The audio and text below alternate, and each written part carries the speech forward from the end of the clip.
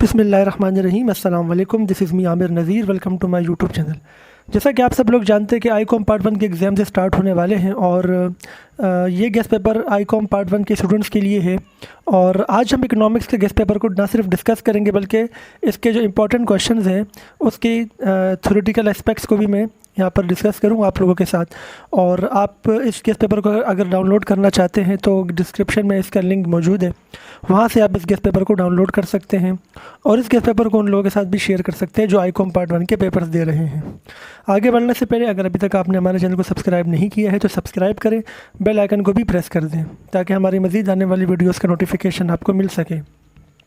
तो अब हम इस गेस्ट पेपर को डिस्कस करने जा रहे हैं। ये guest paper as per reduce syllabus of 2021 के अकॉर्डिंग है और इसमें मैंने कुछ क्वेश्चंस रखे हैं जो कि आपने याद करने हैं पेपर्स को पेपर करने के लिए। तो जैसा कि आप सब जानते हैं कि माइक्रो और मैक्रो इकोनॉमिक्स 2 पोर्शन आते हैं पेपर्स में। और आप लोग को मॉडल पेपर का भी पता होगा कि MCQs 50% ऑफ द जो पेपर होगा वो आपका MCQs बेस्ड होगा और सेक्शन बी और सेक्शन बी के अंदर आपके शॉर्ट क्वेश्चंस होंगे और सेक्शन सी के अंदर आपके लॉन्ग क्वेश्चंस होंगे। माइक्रो इकोनॉमिक्स में मैंने 8 क्वेश्चंस रखे हैं शॉर्ट जो आपने याद करने हैं। Right the names of factors of production, also explain them. Factors of production 4 होते हैं: लैंड, लेबर, कैपिटल, ऑर्गेनाइजेशन। आपने इन चारों के नाम लिखने हैं और एक एक करके चारों को एक्सप्लेन करना है। एक्सप्लेन कितना करना है ये एक क्वेश्चन है। देखिए, एक क्वेश्चन आपका 4 मार्क्स का होता है तो एटलीस्ट 3 से 4 लाइनों में आपने एक फैक्टर ऑफ प्रोडक्शन को एक्सप्लेन करना है। कभी कभी पेपर में आपसे वो किसी एक को एक्सप्लेन करने का कहता है या किसी 2 को एक्सप्लेन करने का कहता है। ऐसी सिचुएशन के अंदर भी आप 4 से 5 लाइनों में इसको एक्सप्लेन कर सकते हैं। State the main points of marshals definition of economics, यानी मार्शल की इकोनॉमिक्स की डेफिनेशन की क्या मेन पॉइंट्स आपने बताने हैं। तो बहुत ही सिंपल सवाल, इसमें आपने मार्शल की इकोनॉमिक्स की डेफिनेशन लिखनी है और उसके बाद इसके 4 कैरेक्टरिस्टिक्स लिखने हैं।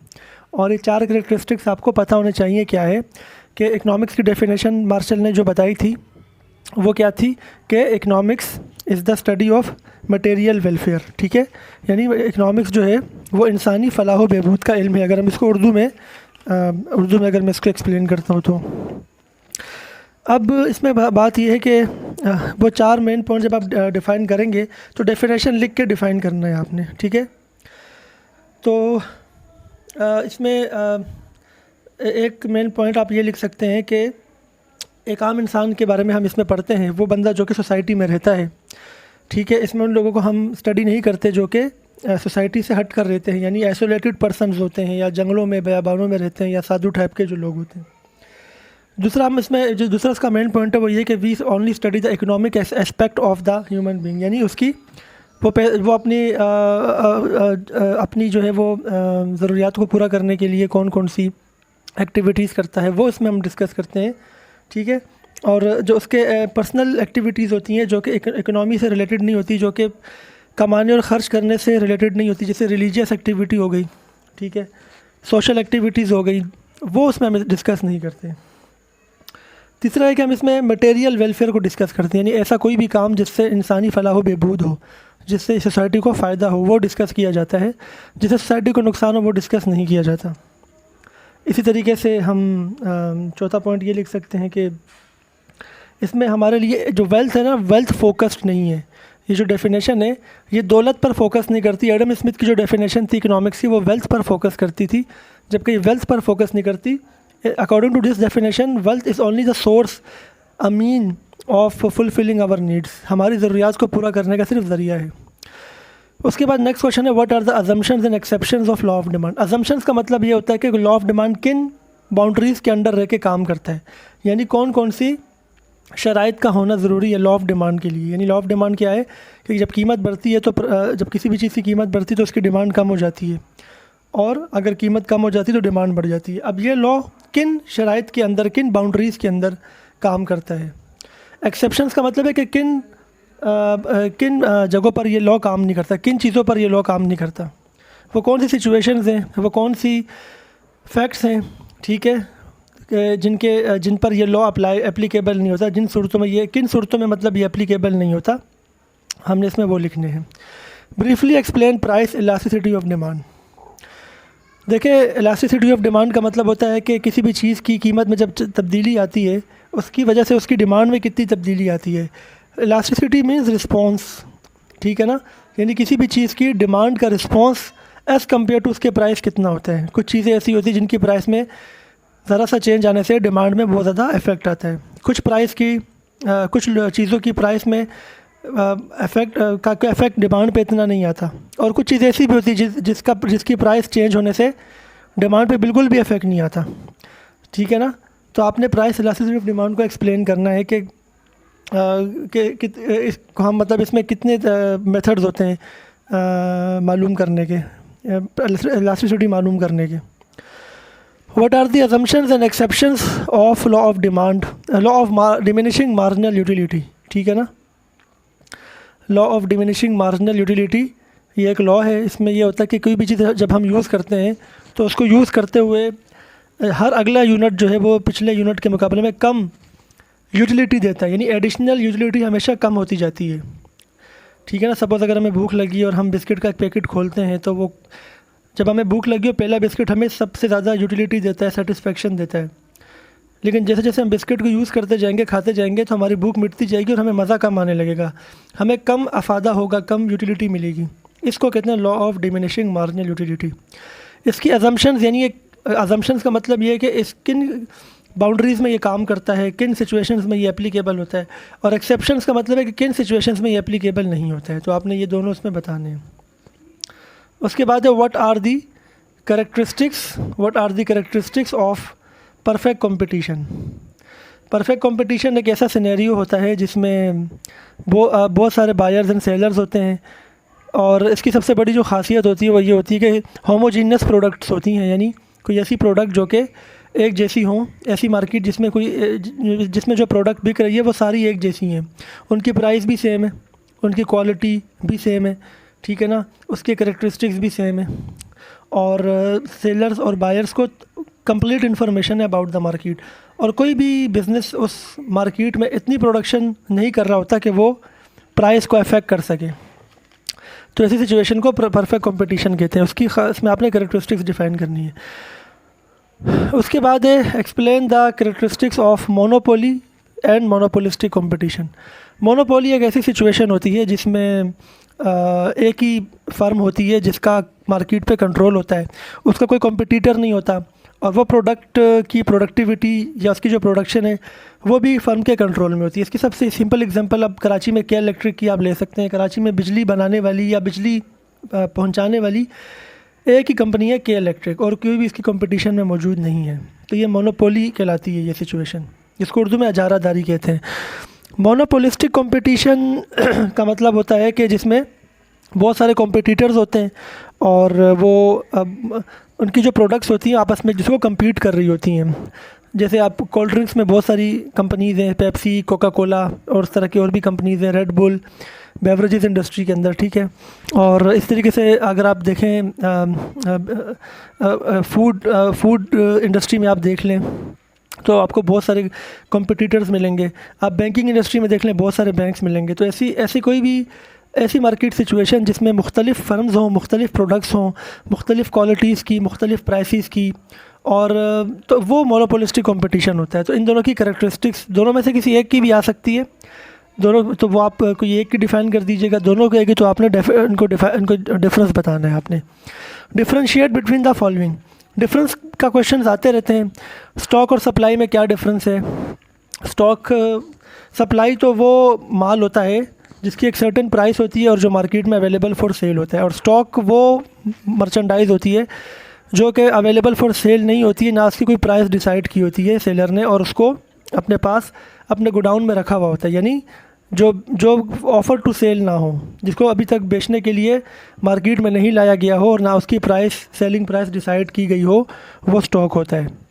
Micro and macro economics. Micro economics में हम क्या करते हैं कि एक इकोनॉमी के स्मॉल यूनिट्स को स्टडी करते हैं। जैसे एक बिज़नेस को स्टडी करेंगे, कंज्यूमर को स्टडी करेंगे, ठीक है, किसी इंडस्ट्री को स्टडी करेंगे, यानी छोटी छोटी इकोनॉमिक प्रॉब्लम्स को, या जो रिलेटेड टू किसी स्पेसिफिक इंडस्ट्री हो, रिलेटेड टू किसी स्पेसिफिक जो है वो बिज़नेस हो या कंज्यूमर रिलेटेड हो, तो वो माइक्रो इकोनॉमिक्स होती है।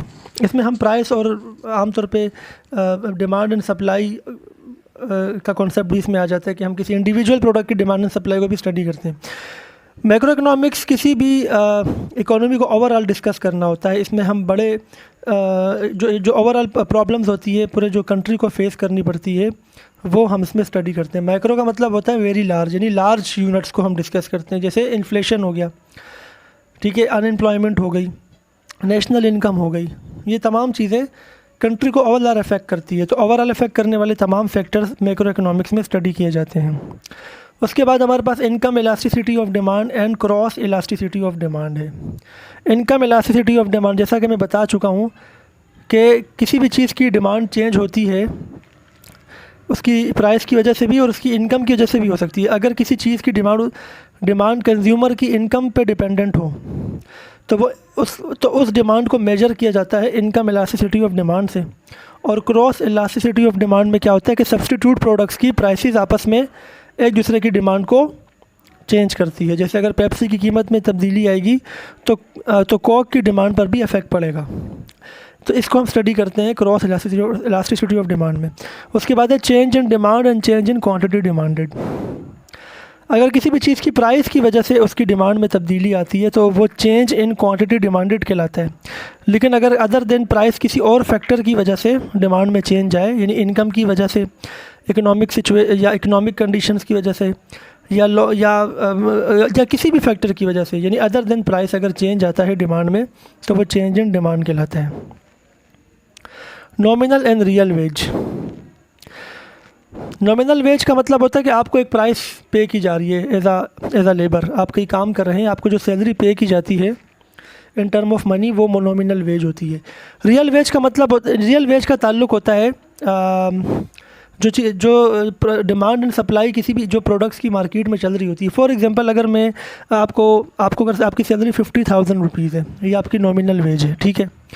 अब इन्फ्लेशन 10% हो गया, ठीक है, 10% चीज़ों की कीमतें बढ़ गई और आपकी सैलरी जो है वो मैंने आपकी वो बढ़ा दी, ठीक है ना। आपकी सैलरी एम्प्लॉयर ने बढ़ा दी, 55,000 कर दी, तो आपकी नॉमिनल वेज तो बढ़ गई, यानी 5,000 से बढ़ गई। लेकिन इन्फ्लेशन रेट अगर बहुत ज़्यादा है, यानी चीज़ों की कीमतों में तब्दीली आपकी सैलरी में तब्दीली से ज़्यादा है, यानी अगर एक चीज़ पहले 100 की थी अब 120 की हो गई, उस हिसाब से आपकी सैलरी को अगर देखा जाए तो वो इतनी ज़्यादा बड़ी नहीं है।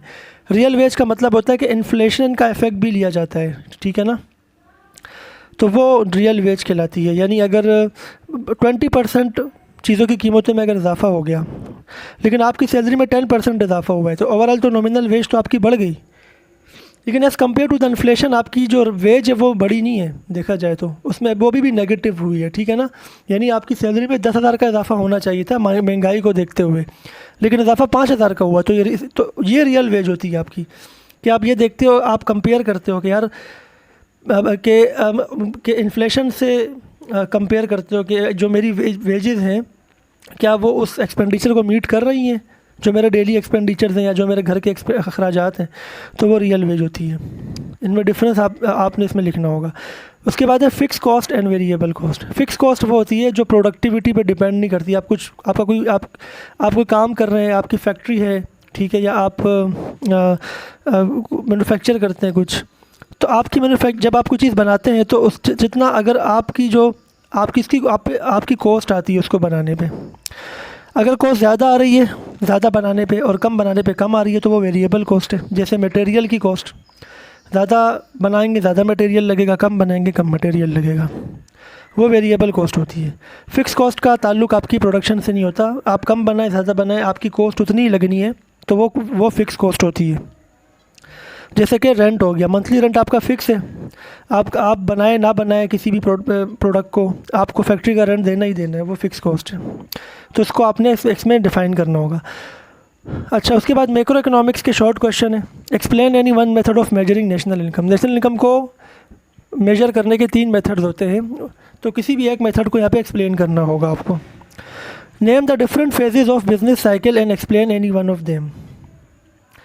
बिजनेस साइकिल का मतलब ये होता है कि पूरी दुनिया में हर कुछ टाइम के बाद एक ऐसा फेज़ आता है जिसमें जो कारोबारी सरगर्मियाँ होती हैं वो अपने उरूज पर पहुंच जाती हैं, यानी टॉप पे पहुंच जाती है। मतलब बहुत बेतहाशा कारोबार हो रहा है, बेतहाशा लोन दिए जा रहे हैं, बेतहाशा रोज़गार मिल रहा है, लोगों के पास पैसा आ गया है।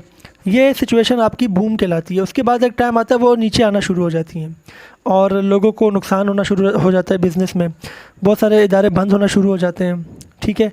तो वो फिर आपका रिसेशन कहलाता है। रिसेशन के बाद फिर जब बिल्कुल नीचे आ जाती है हर चीज़ तो वो डिप्रेशन, वो पॉइंट डिप्रेशन कहलाता है। और उसके बाद वापसी का सफ़र शुरू होता है ऊपर की तरफ, तो वो रिवाइवल का फेज़ होता है। ये 4 फेजेज़ होते हैं जो कि आपको इस क्वेश्चन के आंसर में मिलेंगे और आपको ये याद करना है। उसके बाद है write down canon of taxation given by Adam Smith, यानी टैक्स के असूल बताने हैं आपने, प्रिंसिपल्स ऑफ टैक्सेशन बताने हैं जो कि एडम स्मिथ ने डिफ़ाइन किए हैं। ये आपको बुक में मिल जाएगा। मैं आपको एंड में बताऊंगा कि कौन सी बुक आपको तैयारी करनी चाहिए। उसके बाद डिफरेंशिएशन के कुछ क्वेश्चन है। ज़कात एंड टैक्स में क्या डिफरेंस होता है, public finance and private finance में क्या डिफरेंस होता है, और बैलेंस ऑफ ट्रेड और बैलेंस ऑफ पेमेंट। ज़कात आपका रिलीजियस एक्टिविटी होती है, टैक्स आपकी लीगल ऑब्लिगेशन होती है। ज़कात जो है वो ना देने वाले को गुनाह मिलता है, और ज़कात की परसेंटेज फ़िक्स होती है 2.5, और ये सर्टन एसेट्स के ऊपर आपको देनी होती है। टैक्स का ताल्लुक आपकी इनकम से होता है, आपकी प्रॉपर्टी से होता है, और इसकी परसेंटेजेस हर मतलब लेवल पे डिफरेंट होती है। यानी जिसके पास ज़्यादा प्रॉपर्टी उस पर टैक्सेशन ज़्यादा होती है, जिसकी कम है उस पर कम होती है। तो ये 5 डिफरेंस आपने लिखने हैं। पब्लिक फाइनेंस गवर्नमेंट की फाइनेंसिंग मेथड्स को कहते हैं, यानी गवर्नमेंट पैसा किस तरीके से मैनेज करती है, किस तरीके से वो पैसा जो है वो बस का बंदोबस्त करती है अपने एक्सपेंडिचर को मीट करने के लिए। प्राइवेट फाइनेंस का मतलब ये होता है कि प्राइवेट सेक्टर या प्राइवेट इंडस्ट्रीज़ पैसे को कैसे मैनेज करती हैं। Balance of trade and balance of payment, जो भी इंपोर्ट एक्सपोर्ट होता है उसका डिफरेंस बैलेंस ऑफ ट्रेड कहलाता है, और अगर उसमें सर्विसेज को भी ऐड कर दिया जाए तो जो डिफरेंस आएगा वो बैलेंस ऑफ पेमेंट कहलाता है। तो इसके बारे में भी आपने लिखना है। अब हम लॉन्ग क्वेश्चन की तरफ चलते हैं। लॉन्ग क्वेश्चन में माइक्रो में 3 लॉन्ग क्वेश्चन हैं। पहला, explain the law of diminishing marginal utility with the help of schedule and diagram. आपने सिर्फ डेफिनेशन देनी है, स्केजुअल बना के डिफ़ाइन करना है और डायग्राम बना के भी डिफ़ाइन करना है। Explain law of demand with the help of schedule and diagram. Law of demand का भी आपने पूरा इसी तरीके से एक्सप्लेन करना होगा with the diagram and schedule. Which definition of economics is the best in your opinion, give argument in support of your answer. इसमें आपने प्रोफेसर रॉबिन्स की इकोनॉमिक्स की डेफिनेशन लिखनी है और उसके मेरिट्स या कैरेक्टरिस्टिक्स को डिफाइन करना है। मैक्रो इकोनॉमिक्स में भी 3 क्वेश्चन है। Define national income and explain its various concepts. तो इसमें आपने नेशनल इनकम की डेफिनेशन लिखनी है, उसके 5 कॉन्सेप्ट्स होते हैं, सही है। ग्रॉस डोमेस्टिक प्रोडक्ट होता है, ग्रॉस नेशनल प्रोडक्ट होता है, नेट नेशनल प्रोडक्ट होता है, नेशनल इनकम होती है, और डिस्पोजेबल नेट इनकम होती है, पर कैपिटा इनकम होती है। तो ये आपने इसके अंदर डिफाइन करना है। What are the causes of unfavourable balance of payment, suggest measures to correct the unfavourable balance of payment. Balance of payment का मतलब ये होता है कि जो भी आपने एक्सपोर्ट और इंपोर्ट किया है, जिसमें गुड्स भी शामिल हैं और सर्विसेज भी शामिल हैं, उनकी जो वैल्यूज़ होती है उनका डिफरेंस अनफेवरेबल होने की क्या रीज़न। अनफेवरेबल तब होता है जब आपकी इंपोर्ट्स ज़्यादा हों, जैसे पाकिस्तान की इंपोर्ट ज़्यादा एक्सपोर्ट कम है, तो नेगेटिव होता है ये बैलेंस। नेगेटिव का मतलब अनफेवरेबल। उसको फेवरेबल बनाने के लिए, उसको पॉजिटिव में लाने के लिए क्या इक़दामात करने चाहिए, ये आपने इसमें बताना है। Define direct tax and indirect tax, also explain the advantages and disadvantages of indirect tax. Direct tax और इनडायरेक्ट टैक्स के डेफिनेशन देनी है और एडवांटेजेस एंड डिसएडवांटेजेस बताने हैं इनडायरेक्ट टैक्स के। मेरा मशवरा है कि आप इसमें डायरेक्ट टैक्स के भी एडवांटेजेस याद कर लें और इनडायरेक्ट टैक्स के भी एडवांटेजेस याद कर लें। डायरेक्ट टैक्स वो होता है जो कि डायरेक्टली एप्लीकेबल होता है किसी बंदे की इनकम पर या उसकी प्रॉपर्टी पर। जैसे मैं कोई गाड़ी ख़रीदूँगा या मैं प्रॉपर्टी ख़रीदूँगा या मेरी इनकम एक सर्टेन अमाउंट से ज़्यादा होगी, तो मैं जो टैक्स पे करूँगा वो डायरेक्ट टैक्स है। डायरेक्ट टैक्स की खसूसियत ये होती है कि वो ट्रांसफ़रेबल नहीं होता, यानी मेरे ऊपर आएगा तो मुझे ही देना पड़ेगा, मैं आगे किसी को ट्रांसफ़र नहीं कर सकता। इनडायरेक्ट टैक्स वो होता है जो कंज्यूमर पे करता है, जो फाइनल बंदा पे करता है। सपोज़ मैं एक प्रोडक्ट बनाता हूँ तो मैं उस पर टैक्स देता हूँ, लेकिन वो प्रोडक्ट मैंने अपने लिए नहीं बनाई, वो मैंने कंज्यूमर के लिए बनाई है। फिर मैं उसको बेचता हूँ शॉपकीपर्स को और उनसे वो टैक्स जो है वो वसूल कर लेता हूँ। शॉपकीपर ने जो टैक्स मुझे आगे पे किया होता है मैन्युफैक्चरर को, वो कंज्यूमर को जब वो चीज़ बेचता है उसमें ऐड कर देता है। तो इस तरीके से वो बर्डन जो होता है वो कंज्यूमर पे आ जाता है। तो ये ट्रांसफ़रेबल होता है, ये इनडायरेक्ट टैक्स होता है, ठीक है। तो ये इनका डिफरेंस है, इसको आपने याद करना है। बुक मैं रिकमेंड करूँगा शेख मुबारक अली की। अगर आप उर्दू में दे रहे हैं या आप इंग्लिश में दे रहे हैं, शेख मुबारक अली की बुक ले लें और उसमें से आप इसकी तैयारी करें। तो मुझे उम्मीद है आपको ये समझ में आया होगा। और नेक्स्ट वीडियो में इंशाल्लाह जो पीओसी का गेस्ट पेपर है वो मैं डिस्कस करने जा रहा हूँ। और पीओसी का गेस्ट पेपर जो है उसके लिए आप हमारी नेक्स्ट वीडियो ज़रूर देखें और इस चैनल को ज़रूर सब्सक्राइब करें। और आप best of luck for your paper. अपना ख्याल रखिएगा। अल्लाह हाफ़िज़।